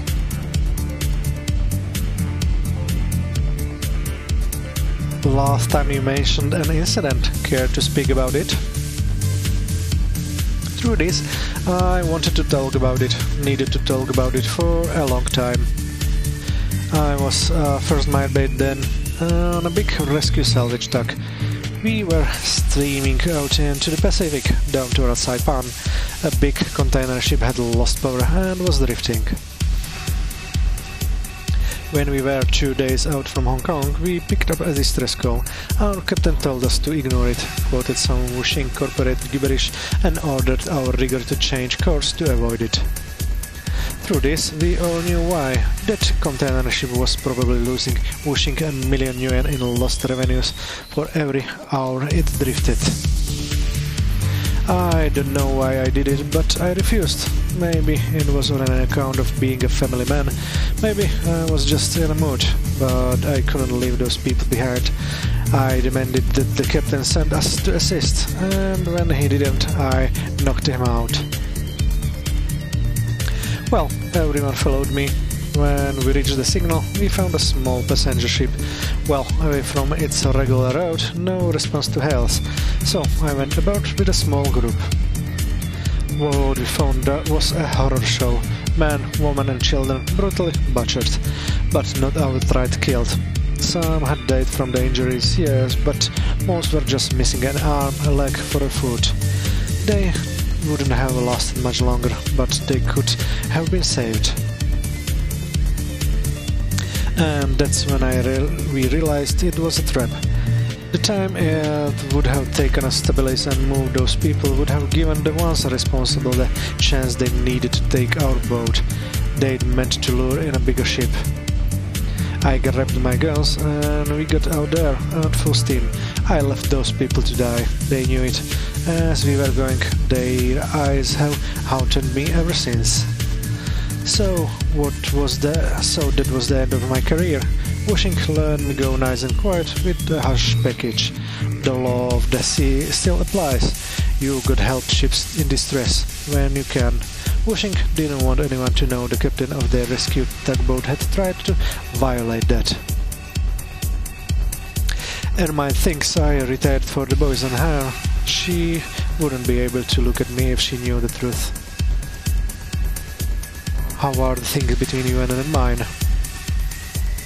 Not great, to be honest. It's true what the voice in my dreams has been saying. Ermine doesn't need me. I'm useless around here. Better that I just stay out of her way. But it's more than that. We've had our share of problems over the years, my being absent from long stretches. her being left alone, fending for herself while I was away. It wasn't easy for her, and I think she sometimes sought comfort elsewhere. I don't know who, and I don't know exactly when, but I can't help thinking it. I look at Callum sometimes. I'll always love him, but I'll also always wonder. I'd hardly be the worst thing that ever happened to me, but even so, I'll leave you be. Okay, looks like Callum might be the product of one secret. We'll see in the next episodes.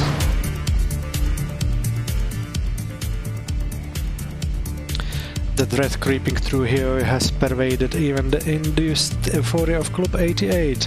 Ermine herself is not immune, looking to be caught between the need of rest and the inability to find the peace necessary for it. It's not a good time, Mamu.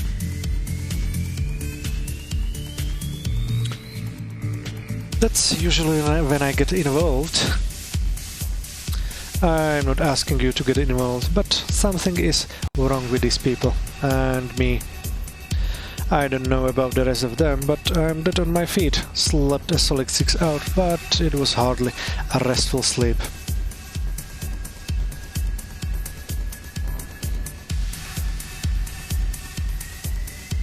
Bad dreams? Like none I've ever had before, vivid, more real than you're standing here, and the memory refuses to leave me.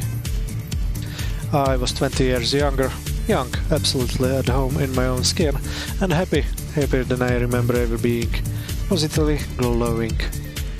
There was a man with me, and was Henry, but not the Henry I knew. This was Henry, as he might have been if he had never goblinized. Handsome, well-dressed, perfectly human. But when he smiled, there were too many teeth, and I knew it was a lie. Then I woke up, clutching my stomach, feeling for bite marks and that weren't there. I haven't been able to shake the image of that smell all day. Those teeth, they wanted to devour me and everything I hold dear. Still worrying about Callum and that suit. I tried to put that period of my life behind me. I tried to forget what had happened. To move past it, I had to, or else it would have destroyed our family just as it was beginning. Some truths are best left buried. I can live with that shame. It was my own stupid mistake, but it should have ended there. The past should stay in the past. But this man will not be denied. He will duel Callum with promises of fortune, power, prestige. He will offer him things I never could, just as he once did with me. Callum feels alone here, just as I did when Henry was at sea. I'll kill this man before I let him take my boy from me. I don't care who he is, or what ride he might climb. I suppose this is why I am not sleeping well. Dreams. Perhaps a little business would take your mind off it all. Okay.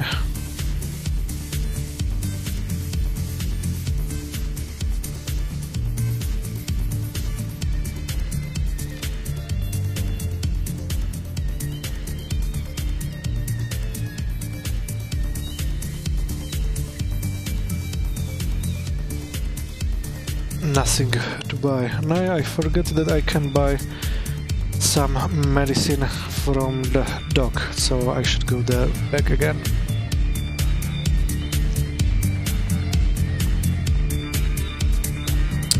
A red-haired elf is hunched over the table, her eyes firmly locked on a disassembled micro-drone she has spread out across it.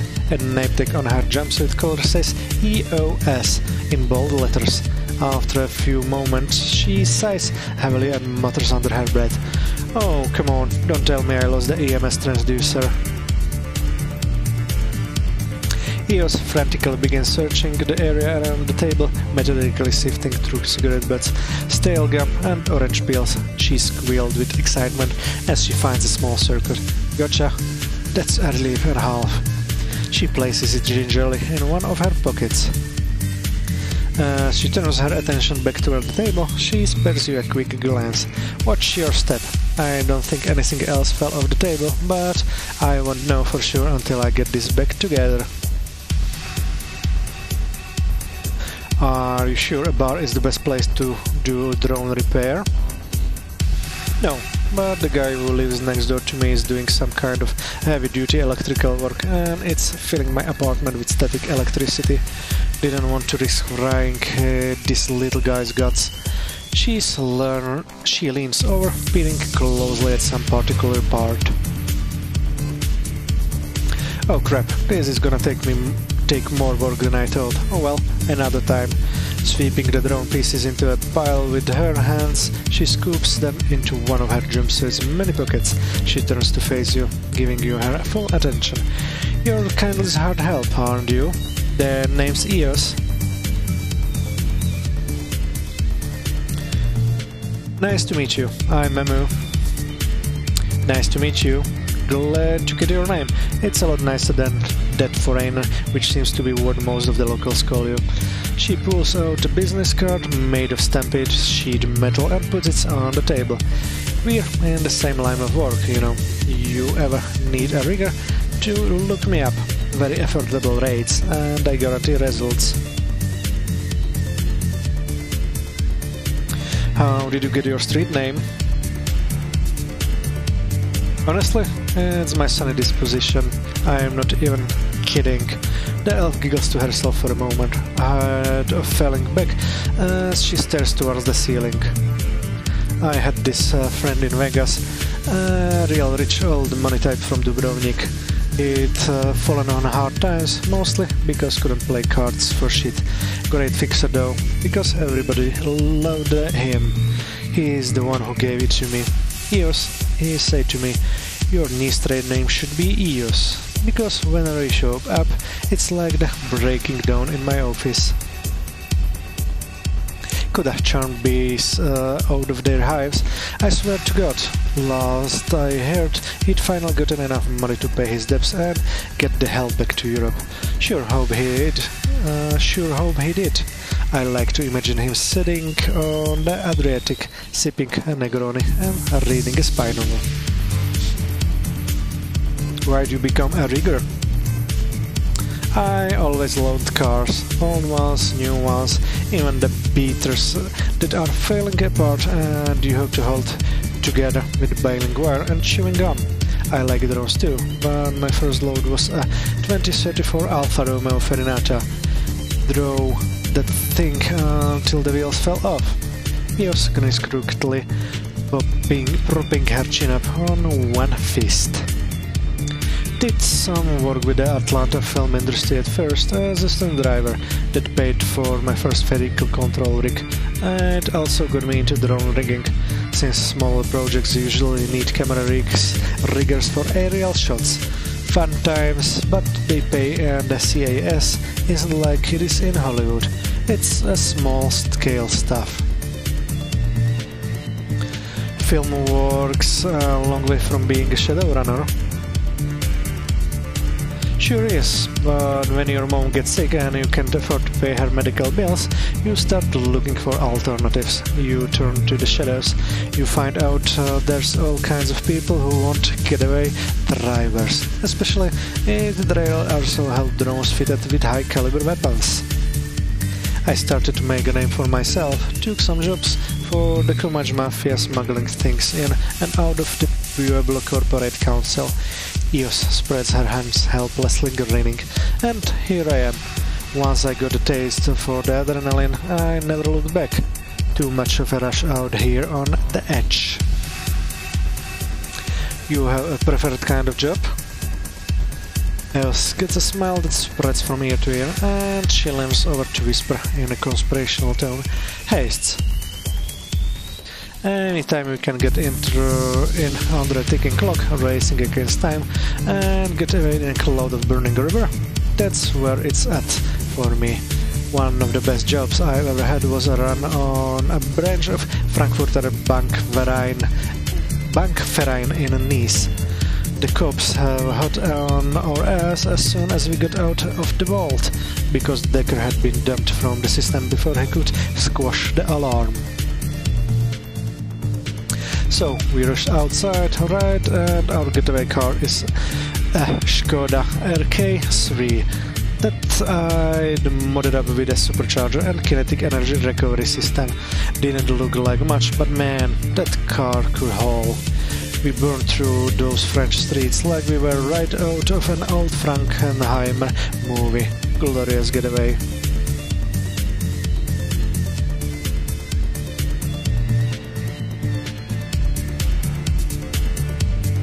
Any run you can walk away from is a good one. You said it, and the aftermath, glorious. 2 weeks longing on the beaches at Corfu, eating fresh perch, you caught right on the rocks. Revian always wanted to poach it, but come on, you gotta grill fish that fresh. Later years.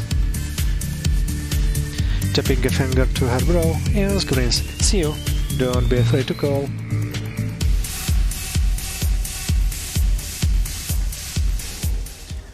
Okay, so let's buy that one forgotten revival unit. I forgot the name. Show me your services.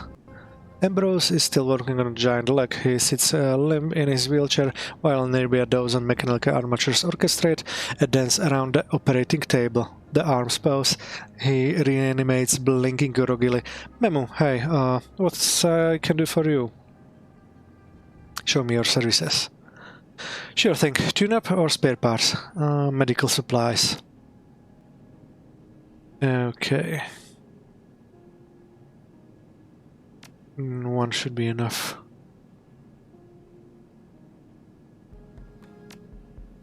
For now.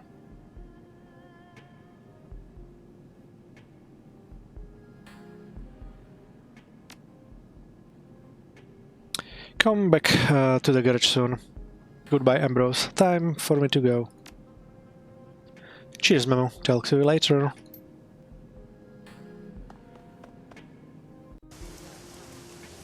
Okay, and now it's the time. Now it's the time to go for Gobet. And look out for what we have to do.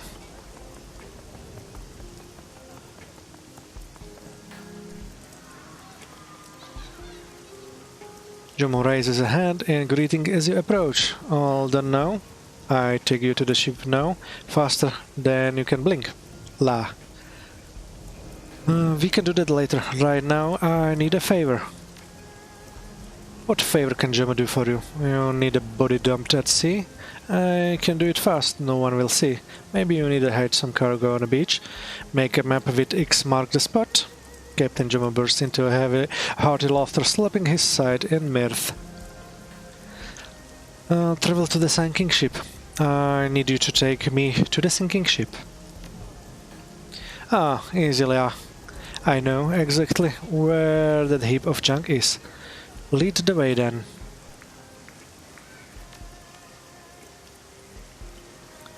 Okay, me and Isabel is the party for now. She has some interesting stuff. Grenade launcher.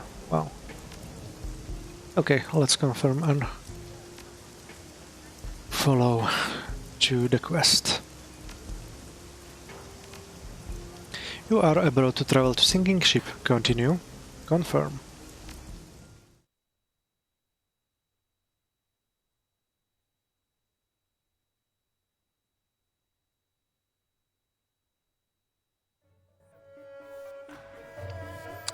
And that was for another part of Old Man Place Shadowrun Hong Kong Extended Edition. We spent pretty long time again in here, and we went on a rescue for Gobet, or Rescue Gobet. Oh, I really hope you enjoyed it as much as I did, and I hope to see you soon. And if you did, feel free to follow me on Twitch and subscribe to my YouTube channel. And for now, enjoy the rest of your day. See you soon.